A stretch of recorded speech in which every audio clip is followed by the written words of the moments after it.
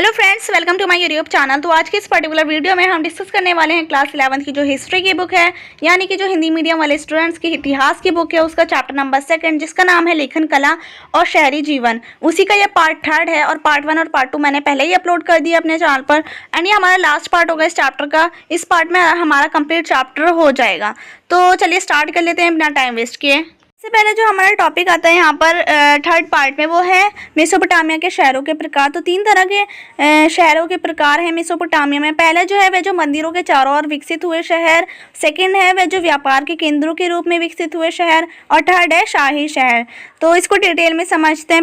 मतलब मंदिरों के चारों ओर विकसित हुए शहर, इसका मतलब क्या है? मतलब एक एग्जाम्पल से समझते हैं।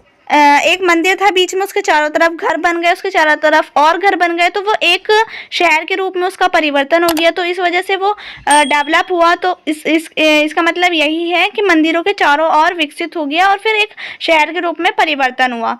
सेकंड है वे जो व्यापार के केंद्रों के रूप में विकसित हुए। मतलब आयात निर्यात का ज़्यादा वो था, व्यापार की वजह से वो विकसित हुआ। पहले व्यापार होता था, फिर काफ़ी टाइम तक व्यापार होता रहा, फिर वो डेवलप होके एक शहर के रूप में उसका परिवर्तन हो गया। अब हमारा थर्ड है शाही शहर। इसके बारे में इतना जानने की ज़रूरत नहीं है क्योंकि एनसीईआरटी की बुक में आपके इसके बारे में ज़्यादा कुछ दिया हुआ नहीं है।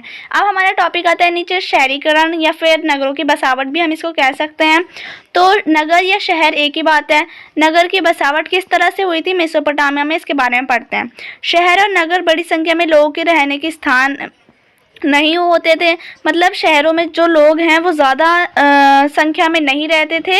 अगर हम गांव के मुकाबले में देखें तो गांव में लोग ज़्यादा संख्या में रहा करते थे। जब किसी अर्थव्यवस्था में खाद्य उत्पादन के अतिरिक्त अन्य आर्थिक गतिविधियां विकसित होने लगती हैं, तब किसी एक स्थान पर जनसंख्या का घनत्व बढ़ जाता है। मतलब कोई जगह है, गाँव है, तो उसमें खाद्य उत्पादन हो रहा है, मतलब सिर्फ खेती वेती हो रही है, तो वो ठीक है, वो गांव का नाम दिया जाता है उसको। लेकिन अगर किसी गांव में खेती के अलावा और कुछ आर्थिक गतिविधि होने लगी, आर्थिक गतिविधि में जैसे कि कोई शॉप्स खोलने लगी और कोई भी काम होने लगा, आर्थिक गतिविधि होने लगी, तो वो डेवलप हो जाता है। और डेवलप होके उसमें जनसंख्या का घनत्व बढ़ता है, पॉपुलेशन बढ़ने लगती है और उसको जो है फिर कस्बे का नाम दे दिया जाता है, फिर उसको गाँव नहीं कहा जाता। तो अगर किसी गांव में खेती के अलावा अन्य आर्थिक गतिविधियां हो रही है तो उसको कस्बे का रूप दे दिया जाता है। शहरी अर्थव्यवस्था में खाद्य उत्पादन के अलावा क्या क्या होता है? मतलब शहरों में व्यापार होता है, उत्पादन अच्छा होता है, तरह तरह की सेवाओं की भी महत्वपूर्ण भूमिका होती है। नगर के जो लोग होते हैं वो आत्मनिर्भर नहीं होते। जो नगरों के जो लोग होते हैं वो बिल्कुल भी अपने ऊपर डिपेंड नहीं होते हैं। वो लोग दूसरों पर डिपेंड होते हैं। किन पे डिपेंड होते हैं? वो लोग गांव पर डिपेंड होते हैं या फिर नगर के जो दूसरे लोग होते हैं उन पर डिपेंड होते हैं। जैसे एक एग्जांपल से समझते हैं। कोई नगर है, कोई शहर है, उसमें कोई लोग रहते हैं, तो वो कहाँ से, उनके पास खेती तो हो नहीं रही कि वो चीनी, आटा, दाल सब चीज़ वो अपने पास से ले लेंगे। तो क्या होता है, वो किसी गाँव से मंगाते हैं सब्जियाँ, या फिर कुछ वहाँ से जो शॉप्स होती हैं, जैसे कि कोई शॉप है जिसमें मिलता है आटा, चीनी, दाल, जो भी उनके सामान की आवश्यकता होती है उन्हें, तो वो दूसरी लोगों से लेते हैं। कहाँ से? शॉप से लेते हैं।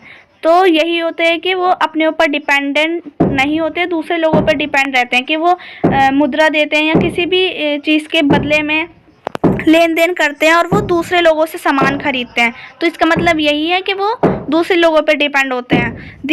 उत्पन्न वस्तुओं या दी जाने वाली सेवाओं के लिए उन पर आश्रित होना पड़ता है, वो दूसरों पर आश्रित होते हैं। उनमें आपस में लेन देन रहता है, जैसे कि मैंने आपको बताया लेन देन होता है। इस प्रकार हम देखते हैं कि शहरी क्रियाकलाप से गाँव लोग भी जुड़े रहते हैं। मतलब शहरों से गाँव के लोग भी जुड़े रहते हैं क्योंकि उनमें आपस में लेन देन होता है। अब हमारा टॉपिक आता है शहरी जीवन की विशेषताएं। इसके बारे में समझते हैं। शहरी जीवन की विशेषताएं, यहाँ पर कुछ पॉइंट्स दे रखे हैं, इसको पढ़ते हैं। सबसे पहला, शहरी जीवन में श्रम विभाजन होता है। अब इसको समझते हैं, श्रम विभाजन होता क्या है। श्रम विभाजन अपने वर्ड से समझ आ रहा है। श्रम का मतलब होता है लेबर या फिर मजदूर, और विभाजन मतलब होता है डिवाइड करना या फिर बांटना। तो श्रम विभाजन का मतलब होता है कि जैसे कोई बड़ा काम है, बड़े काम को करने के लिए क्या होता है, बड़े काम को छोटे छोटे टुकड़ों में बांट देते हैं या छोटे छोटे उसके भाग कर देते हैं बड़े काम के। तो हर भाग को करने के लिए अलग अलग लोग निर्धारित किए जाते हैं, तो हम उसी को ये श्रम विभाजन कहते हैं या फिर डिवीजन ऑफ लेबर, उसी को ही कहा जाता है। अब हमारा सेकंड पॉइंट आता है विभिन्न कार्यों से जुड़े लोग आपस में लेन देन के माध्यम से जुड़े रहते हैं, लेन देन के माध्यम से जुड़े रहते हैं, आपस में जुड़े रहते हैं। किस माध्यम से? लेन देन के माध्यम से वो लोग जुड़े रहते हैं। शहरी विनिर्माताओं के लिए ईंधन, धातु, विभिन्न प्रकार के पत्थर, लकड़ी आदि ज़रूरी चीज़ें अलग अलग जगहों से आती हैं। मतलब शहरी विनिर्माता के लिए कहाँ से आती हैं? अलग अलग जगहों से चीज़ें आती हैं, जैसे कि पत्थर, लकड़ी, ये सब चीज़ें। अब हमारा टॉपिक आता है मेसोपोटामिया के शहरों में माल की आवाजाही। मतलब मेसोपोटामिया में जो शहर है उनमें माल की आवाजाही किस प्रकार है।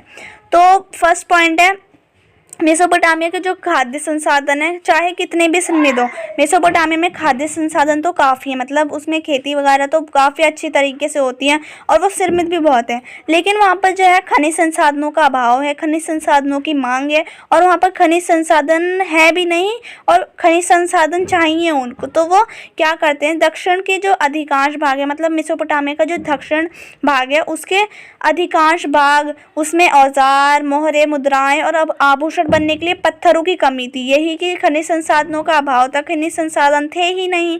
तो इन सब चीज़ों की बहुत ज़्यादा औजार बनने के लिए, आभूषण, पत्थर, इन सब चीज़ों की बहुत कमी थी वहाँ पर।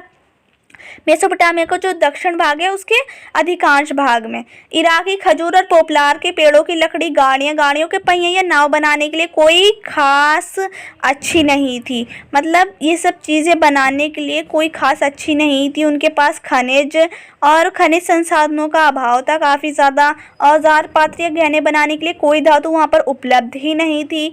तो उनके पास खनिज की, धातु की बहुत ज़्यादा कमी हुआ करती थी। मेसोपोटामिया के जो लोग हैं वहाँ पर लकड़ी, तांबा, रांगा, चांदी, सोना, सीपी, ये सब चीज़ें, कोई भी धातु, विभिन्न प्रकार के पत्थर, ये सब चीज़ें कहाँ से मंगाई जाती थी? तुर्की से, ईरान से या खाड़ी पार देशों से ये सब चीज़ें मंगाई जाती थी। तो वहाँ पर हमें ये पता लगा कि वहाँ पर जो है खाद्य संसाधन तो सिर में थे, बट खनिज संसाधनों का अभाव था और खनिज संसाधन वहाँ पर नहीं पैदा होते थे, तो वो मंगाए जाते थे तुर्की से, ईरान से और खाड़ी पार देशों से मंगाए जाते थे। और आयात निर्यात होता था, तो जिसके लिए वे अपने कपड़ा, कृषि और अन्य उत्पाद काफ़ी मात्रा में निर्यात करते थे। मतलब वो उनको निर्यात करते थे तो वहाँ से उनको खनिज संसाधन आते थे, वहाँ से आयात होते थे खनिज संसाधन। तो मतलब लेन देन होता था, वो उनको खनिज संसाधन की ज़रूरत थी तो वो उनको खनिज संसाधन निर्यात करते थे, और ये मेसोपोटामिया के लोग उनको अपने बदले में कुछ काफ़ी मात्रा में कृषि दे दिया करते थे। जो भी उनके पास होता था वो दे दिया करते थे, जैसे कि कृषि उत्पाद और कपड़ा जो भी होता था। अब हमारा टॉपिक आता है परिवहन। परिवहन का मतलब होता है ट्रांसपोर्टेशन। ट्रांसपोर्टेशन जो होता है वो मेसोपोटामिया में किस प्रकार होता था, यही देखते हैं। मेसोपोटामिया में जो सबसे अच्छा साधन था परिवहन का, वो था जलमार्ग। मतलब जलमार्ग द्वारा परिवहन किया जाता था, और ये सबसे अच्छा सस्ता साधन था कि जलमार्ग द्वारा परिवहन हो जाया करता था। मेसोपोटामियाई शहरों के लिए जलमार्ग सबसे प्रमुख साधन होने का कारण था। अब बात करते हैं मेसोपोटामिया के मंदिर की। मंदिर कैसे हुआ करते थे मेसोपोटामिया में? तो वहाँ पर जो कुछ मेसोपोटामिया के जो प्रारंभिक मंदिर हैं, यानी कि जो प्राचीनता पुराने जो मंदिर हैं, वो साधारण घरों की तरह थे। मतलब एक देवी देवता के घर थे, उन्हीं को ही मंदिर का रूप दे दिया जाता था। वही थे एक छोटे मोटे घर जो कि कच्ची ईंटों से बने होते थे। और अब मैं इनके नाम बताती हूँ। इनके जो देवी देवता थे, एक देवी देवता थे और एक देवी थी। ये बहुत ज़्यादा इंपॉर्टेंट है, ध्यान से सुनिएगा।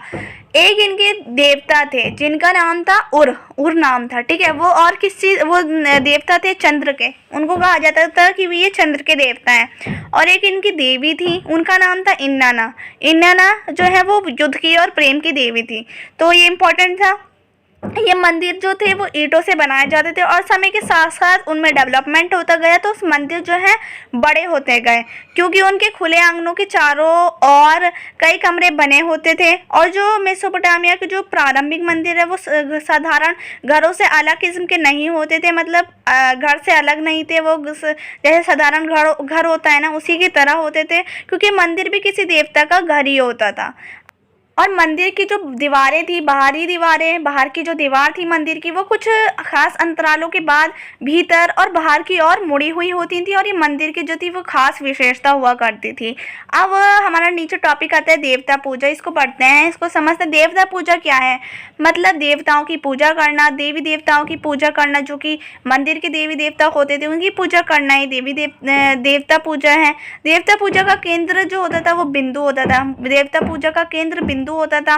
लोग देवी देवताओं के लिए अनाज, दही, मछली ये सब वगैरह चीज़ें लाते थे। मतलब जब लोग मंदिर में देवी देवताओं की पूजा करने के लिए आते थे तो वो उनके लिए अनाज लाते थे, दही लाते थे और मछली वगैरह सब चीज़ें लाते थे। आराध्य देव मतलब एक देव थे जिनका नाम था आराध्य देव। वो सैद्धांतिक रूप से खेतों के, मत्स्य क्षेत्रों और स्थानीय लोगों के पशुधन का उनको स्वामी माना जाता था। समय आने पर उपज को उत्पादित वस्तुओं में बदलने की प्रक्रिया, मतलब जब समय बढ़ता गया तो समय आने पर उपज जो है उत्पादित वस्तुओं में बदलता गया। मतलब किस तरह से प्रक्रिया, ये प्रक्रिया थी जैसे कि तेल निकालना, अनाज पीसना, काटना और ऊनी कपड़ों को बुनना आदि मंदिरों के पास की जाती थी। ये सब चीज़ें मतलब जब समय बढ़ता गया तो उपज को उत्पादित वस्तुओं में बदलने की प्रक्रिया है ये सब चीज़ें। अब टॉपिक आता है मेसोपोटामिया के शासक। अब ये हमारा जो है लास्ट टॉपिक है, बट इस ध्यान से इम्पॉर्टेंट है, बहुत ज़्यादा ध्यान से सुनिए। मेसोपोटामिया के जो शासक यानी कि जो राजा थे, किंग जो थे मेसोपोटामिया के, उसके बारे में पढ़ते हैं। सबसे पहला पॉइंट, समय का विभाजन सिकंदर के उत्तराधिकारियों द्वारा अपनाया गया और वहां से ये रोम में पहुंचा, फिर इस्लाम की दुनिया में, तथा बाद में मध्ययुगीन यूरोप में पहुंचा। मतलब क्या हुआ था समय का विभाजन, जैसे मैंने आपको पार्ट 1 में बताया था कि ये जो मेसोपोटामिया के लोग थे इन्होंने समय को, टाइम को डिवाइड कर दिया था। किस तरह से? मतलब एक साल को 12 महीनों में बांटा था और एक महीने को 30 दिन में बांटा था और एक घंटे को 60 मिनट में और एक दिन को 24 घंटों में। इस तरह से इन्होंने समय का विभाजन किया था और ये जो है जो सिकंदर के उत्तराधिकारी द्वारा ये अपनाया गया था और ये रोम में पहुंचा। ये चीज़ जो है रोम में भी लागू होने लगी, फिर इस्लाम की दुनिया में पहुंचे और बाद में ये मध्ययुगीन यूरोप में भी पहुंच गया और फिर आज भी ये चीज़ चली आ रही है और इसी चीज़ का विभाजन आज भी हमारे पास है। अब पढ़ते हैं गिलगेमिश के बारे में। गिलगेमिश कौन था? उरूक नगर था। मेसोपोटामिया के जो फेमस नगरों में से एक उरूक नगर भी है। उरूक नगर का जो शासक था वही गिलगेमिश है। उरूक नगर के शासक का नाम ही गिलगेमिश था और ये जो था ये बहुत ज़्यादा महान योद्धा था। इसने जो है दूर दूर तक के प्रदेशों को अपने कब्जे में कर लिया था, अपने अधीन कर लिया था। असीरियाई शासक, एक असीरियाई शासक है, मतलब असीरिया जगह का नाम है, उसका जो शासक है जिसका नाम है अशुरबनिपाल ने बेबीलोनिया से कई मिट्टी की पट्टिकाएं मंगवाकर निन्वे में एक पुस्तकालय स्थापित किया था। निन्वे जगह का नाम है, उसमें इसने पुस्तकालय स्थापित किया था। किसने? अशुरबनिपाल ने मिट्टी की पट्टिकाएं मंगवाई थी बेबीलोनिया से और वो पुस्तकालय स्थापित किया था निन्वे में। नेबोपोलास्कर ने 625 ईसा पूर्व में बेबीलोनिया को असीरियाई आधिपत्य से मुक्त कराया था और 331 ईसा पूर्व में सिकंदर के जो पराजित होने तक बेबीलोन दुनिया का एक प्रमुख नगर बना रहा था और नेबोनिडस स्वतंत्र बेबीलोन का अंतिम शासक था। जो लास्ट हमारा शासक था बेबीलोन का वो था नेबोनिडस स्वतंत्र। तो हमारा यहाँ पर चैप्टर खत्म होता है एंड आई होप कि आपको समझ आ गया होगा। And if you like the video then please share it and don't forget to subscribe my channel. Thanks for watching.